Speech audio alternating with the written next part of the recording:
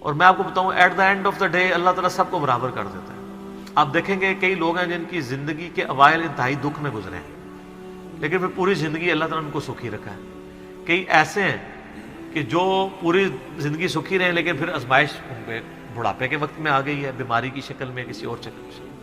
اور بعض ایسے ہیں کہ جن کو پوری زندگی غم سے عبارت ہوتی ہے، ایسے لوگ بھی ہیں. لیکن جب آخرت میں آپ ان کو دیکھیں گے نا موجیں مارتا ہوا، تو مسلم شریف میں حدیث ہے، عبداللہ بن عمر کہتے ہیں نبی علیہ السلام سے میں نے خود سنا تھا کہ میرے غریب صحابہ میرے امیر صحابہ سے 40 سال پہلے چلے جائیں گے. ظاہر ہے قیامت کا دن 50,000 سال کا دن ہے، اس میں 40 سال تو کچھ بھی نہیں ہے. وہ 40 سال پہلے جنت میں چلے جائیں گے. لیکن 40 سال آپ دیکھ لیں کتنے زیادہ ہوتے ہیں صرف غریب ہونے. اس لیے عبداللہ بن عمر غریب صحابہ کے ساتھ بیٹھا کرتے تھے کہ یار چلو چنگے دے لڑ لگ جائیے. نانگے پیر نہیں، غریب صحابی، درویش لوگ. تو مال فتنہ ہے. اس حوالے سے بخاری مسلم میں حدیث ہے، نبی علیہ السلام نے فرمایا کہ ابن آدم کہتا ہے میرا مال میرا مال میرا مال. حالانکہ تیرا مال تو وہ ہے جو تو نے کھا لیا یا پہن کر بوسیدہ کر لیا یا اللہ کی راہ میں خرچ کر کے آخرت کے لیے ذخیرہ کر لیا. باقی تو تیرے ورثہ کا مال ہے. بخاری مسلم میں حدیث ہے انسان کے 3 دوست ہیں. ایک وہ ہے کہ جو ساتھ جاتا ہے قبر کے اندر، 2 باہر ہی رہ جاتے ہیں. اس کے اعمال قبر میں ساتھ جاتے ہیں، اس کے رشتہ دار اور مال باہر ہی رہ جاتے ہیں. بخاری مسلم دونوں میں حدیث ہے، نبی علیہ السلام نے فرمایا ابن آدم کے پاس اگر سونے کی 2 وادیاں ہوں تو وہ تمنا کرے گا تیسری بھی آ جائے. اس کا پیٹ صرف قبر کی مٹی بھرے گی. بخاری مسلم دونوں میں حدیث ہے. یہ نہ سمجھیے گا یہ بزرگوں والا ہے، یہ واقعی بخاری مسلم دونوں میں حدیثیں ہوتی ہیں جو میں بیان کر رہا ہوتا ہوں، پوری ذمہ داری سے کر رہا ہوتا ہوں کہ اے اللہ محمد اور آل محمد کو بس اتنا ہی رزق دینا کہ ان کی روح اور جسم کا رشتہ برقرار رہے. بخاری اور مسلم دونوں میں حدیث ہے. اما عائشہ کہتی ہیں کہ نبی علیہ السلام کی وفات تک ہماری یہ حالت تھی، بعض اوقات 1 مہینہ، بعض اوقات 2، بعض اوقات 3 مہینے تک ہمارے گھر میں چولہا نہیں جلتا تھا. 2 کالی چیزوں پہ، کھجور اور پانی پہ گزارا ہوتا تھا. وہ بھی کوئی ٹنو ٹن نہیں، 2 کھجوریں صبح 2 شام اور 1 میٹھا پانی کا پیالہ صبح اور 1 شام.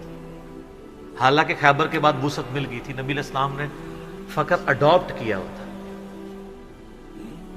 بخاری مسلم دونوں میں حدیث ہے جب نبی علیہ السلام نے ایلا کیا تھا 1 مہینے کے لیے اپنی بیویوں سے ناراض ہو کے چھت پہ شفٹ ہو گئے تھے، جو حضرت عمر ان کو ملنے گئے تھے. آپ کے جسم مبارک پہ چٹائی کے نشان تھے.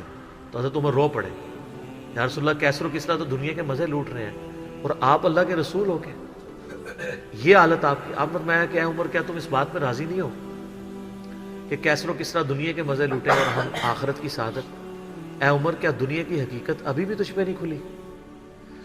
سر نبی علیہ السلام سے اتنے سخت جملے جس عمر نے سنے ہوئے تھے نا، وہی عمر اس قابل تھا کہ اس کے دور میں رومن اور پرشین امپائر گرتی اور 1 ٹکا آرام کا کسی کو نہ کھانے دیتا، ٹنڈ کے رکھا ہوا تھا.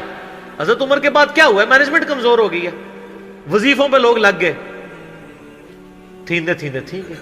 اسی لیے کہا جاتا ہے ابو بکر اور عمر کی خلافتیں خلافتیں محفوظہ ہیں اور عثمان و علی کی خلافتیں مفتونہ ہیں. اس لیے نہیں کہ وہ خلفاء برے تھے، اس لیے کہ اس میں فتنے کا دور تھا، وہ اسپیشل پروٹیکشن تھا. بخاری مسلم میں حدیث ہے میری امت اور فتنوں کے درمیان دروازہ عمر ہے. جب یہ دروازہ توڑ دیا جائے گا فتنے شروع ہو جائیں گے. وہ فتنے کیا شروع ہوئے؟ دنیا کی محبت. جو بخاری میں حدیث نہیں ہے، وہ جو نبی علیہ السلام جب ہجرت کر رہے تھے تو حضرت ابوبکر رضی اللہ تعالیٰ عنہ آپ کے ساتھ تھے. تو ایک شخص جو کافروں کی طرف سے 100 اونٹ انعام رکھا گیا تھا تو وہ پیچھا کرتے. ابن جوشم، کیا نام تھا اس کا؟ سوراقہ ابن مالک ابن جوشم. وہ پیچھے آیا، اس کا گھوڑا دھس گیا. 2-3 بار ہوا، اس کو یقین ہو گیا. اس نے کہا میں آپ کی کوئی مدد کر سکتا ہوں تو بتائیں. تو حضرت بکر نے کہا کہ بس ادھر کی طرف نہ کسی کو آنے دینا ہمارا پیچھا کرنے کے لیے. تو پھر وہ جب جانے لگا تو پیچھے سے آواز دی اور کہا کہ رسول اللہ صلی اللہ علیہ وسلم کہہ رہے ہیں کہ میں سوراقہ کے ہاتھوں میں کسرا کے کنگن دیکھ رہا ہوں. تو وہ بڑا مسکرایا، وہ کہنے لگا کسرا دنیا کی سپر پاور اور اس کا جو بادشاہ جو لباس پہنتا ہے اتنا مہنگا، وہ میرے اوپر دیکھ رہے ہیں. اور دل میں شاید اس نے یہ بھی سوچا ہو کہ اپنی حالت یہ ہے کہ جان بچا کے 2 بندے چوری چھپے مدینہ جا رہے ہیں اور ہمیں یہ بشارت سنا رہے ہیں. تو نبی علیہ السلام کو یہ پتہ بھی تھا کہ امت کے لیے خزانے کھلیں گے, تب بھی آپ نے فقر اختیار کیا تاکہ امت پیچھے سے مال پانی نے شروع کر دے, کیونکہ ترمذی کی حدیث ہے ہر امت کا کوئی نہ کوئی فتنہ ہے, میری امت کا فتنہ مال ہے, سیدھی سی بات ہے. اور پھر حضرت عمر کے دور میں پھر کسرا کا جب لباس آیا تو کہا سراقہ کدھر ہے, پہنایا اور کہا چل کے بتاؤ, جب چلے تو پھر کہا لا دے. اس نے کہا میں مالک ان کا نہیں, نبی علیہ السلام نے صرف اس کا کہا تھا یہ مسلمانوں کا مال ہے, بیت المال میں جمع ہوگا, تو ملکیت نہیں اس کی حاصل کر سکتا, یہ ایونلی ڈسٹریبیوٹ ہوگا. تو سر, اور اس کے بعد پھر حضرت عمر رو پڑے, یہ سارا انہوں نے فلمایا عمر سیریز کے اندر. تو صاحب نے کہا آپ کیوں رو رہے ہیں؟ انہوں نے کہا کہ رسول اللہ مجھ سے بڑھ کر اللہ کو عزیز تھے, لیکن ان کی زندگی فقر میں گزری, اللہ نے یہ خزانے ان کو نہیں دیے. اور حضرت ابوبکر مجھ سے بڑھ کر اللہ کو عزیز تھے, ان کے دور میں یہ نہیں آئے. اس آزمائش میں اللہ نے مجھے ڈالا ہے اور میں ڈرتا ہوں کہ میرا کیا بنے گا. اسی لیے بخاری مسلم میں آتا ہے نا, جب ان کو زخم لگا اور لوگ نا امید ہو گئے تو پھر لوگ آ کے ان کی فائنل زیارت کر رہے تھے, کیونکہ کھاتے پیتے تھے تو وہ میدا کٹا ہوا تھا, نکل جاتا تھا. اسی حالت میں بخاری میں آتا ہے ایک نوجوان آیا, اس کا تہمت ٹخنوں سے نیچے لٹک رہا تھا. جب وہ جان لگا تو بیماری کی حالت میں حضرت عمر کہہ رہے ہیں لڑکے اس کو تہمت کو ٹخنوں سے اونچا کر, اس سے تیرے کپڑے بھی پاک رہیں گے اور یہ سنت بھی ہے. یہاں ہم لوگوں کو کہتے ہیں شلواریں یار نیچے روبڑ رہی ہیں. حضرت عمر نزع کے عالم میں بھی ٹخنوں سے اوپر شلوار کر رہے. حضرت عمر وہابی نہیں سن سر, وہ صحابی سن, ان کو پتہ تھا یہ سنت ہے, اور نزع کے عالم میں تہمت اوپر کروا رہے ہیں. یہ بخاری کے الفاظ ہیں. اور وہاں پہ آگے صحابہ کرام کہہ رہے ہیں کہ اللہ تعالیٰ عمر پر رحم فرمائے, اے امیر المومنین آپ کی وجہ سے اللہ نے مسلمانوں کو اتنی فتوحات دیں, رومن امپائر گری, قادسیہ, یرموک, مسلمانوں کو فتوحات ملی, امید ہے اللہ تعالیٰ آپ کے لیے بہت اجر رکھے گا. انہوں نے کہا کہ مجھے اللہ تعالیٰ میری ان خدمات کے عوض اگر برابر بھی چھوڑ دے کہ میرے گناہ اور نیکیاں برابر ہو جائیں تو واللہ میں کامیاب ہو گیا, میں اللہ سے اتنا ڈرتا ہوں. یہ انہوں نے کوئی ایکٹنگ نہیں کی, نہ یہ میں کہوں گا کہ ان کی عاجزی تھی, یہ ریالٹی تھی. جس کو خدا کا تعارف ہے وہ واقعی جانتا ہے کہ اللہ بڑا ڈاڈا ہے. حضرت ابوبکر نے جب مشورے کے بعد حضرت عمر کو نامزد کیا تھا تو آپ کو پتہ ہے حضرت عمر کو کیا نصیحت کی تھی؟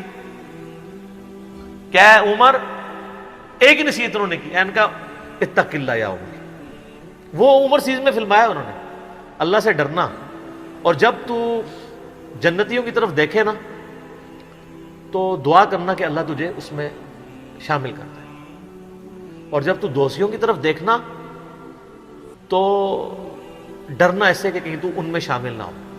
انہوں نے نہیں کہا میں عشرہ مبشرہ ہوں, میں جس راستے پہ چلوں شیطان بھاگ جاتا ہے, یہ آپ مجھے کیا باتیں بتا رہے ہیں. ان کو پتا تھا کہ اللہ تعالیٰ کی صفت بے نیازی بھی تو ہے نا سر, آپ کو نہیں پتا, وہ تو پیغمبروں کے اوپر عطا فرما دیتا ہے. یونس علیہ السلام تو پیغمبر تھے, اور اتنا غصہ کہ سورہ صافات میں ہے کہ یونس اگر مچھلی کے پیٹ میں ہمیں نہ پکارتا تو پھر اسی دن نکالا جاتا جس دن مردے اپنی قبروں سے نکالے جائیں گے. یار اتنا غصہ کیا کر دیا, کوئی بندے مار دیے یونس نے. آپ یوٹیوب میں کلپ دیکھیں یونس علیہ السلام کا واقعہ تو آپ کو پتہ چلے گا. سر اللہ اپنے معاملات میں بہت سخت ہے. اللہ وہ نہیں ہے جس کا تعارف آپ کو کروایا گیا. پچھلے دنوں بھی وہ ہمیں ایک لیٹر کہیں کسی نے بھیجا, تو پھر ہم نے ان کو بھیجا کہ آپ میرا کلپ دیکھیں, اللہ کی رحمت سے دھوکہ, اور انجینئر محمد علی مرزا صاحب لکھے.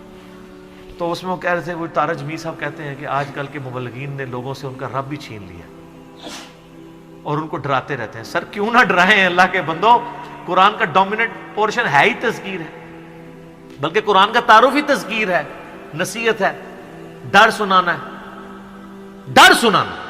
وَأُوحِيَ إِلَيَّ هَذَا الْقُرْآنُ لِأُنذِرَكُمْ بِهِ وَمَنْ بَلَغَ. سورہ الانعام آیت نمبر 19. اے نبی علیہ السلام فرما دو مجھے تو قرآن وہی اس لیے کیا گیا ہے میں تمہیں ڈر سناؤں, اور جس تک یہ کتاب پہنچ جائے وہ بھی ڈر سنائے. بخاری کے حدیث ہے آپ علیہ السلام ایک چوراہے سے گزر رہے تھے, کچھ صحابہ جو ہے وہ ہنس رہے تھے, آپ رک گئے. پھر آپ نے فرمایا جو کچھ میں جانتا ہوں نا تم جانتے ہوتے نا تو بہت کم ہنستے زیادہ رویا کرتے. بخاری مسلم میں حدیث ہے، عبداللہ بن عمر کہتے ہیں نبی علیہ السلام نے میرے کندھے پہ یوں ہاتھ رکھ کے نا فرمایا تھا عبداللہ اپنے آپ کو مردوں میں شمار کرنا، یعنی سمجھو کہ آج میں گیا ہی کہ گیا۔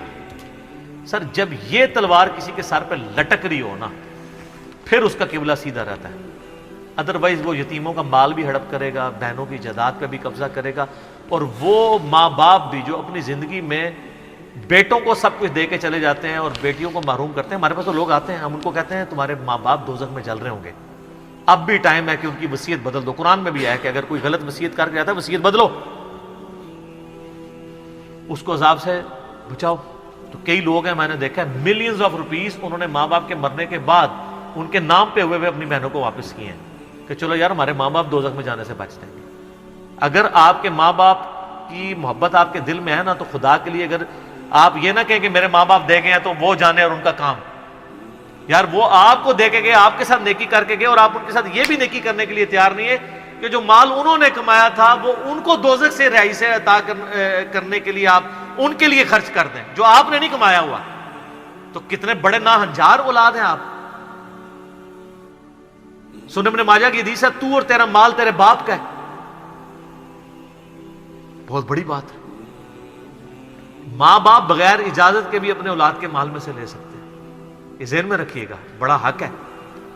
اور آپ لوگ یہ کام کر رہے ہیں، اور جو ماں باپ کر رہے ہیں خدا کے لیے ان کے پاؤں پکڑنے پڑتے ہیں، پاؤں پکڑے، ان کو کہیں کہ خدا کے لیے بہنوں کو اس طرح نہ کیا کریں۔ او جی ان کو وہ جناب وہ جیز دے دیا تھا، وہ جیز تو زندگی میں دیا، وہ گفٹ ہے،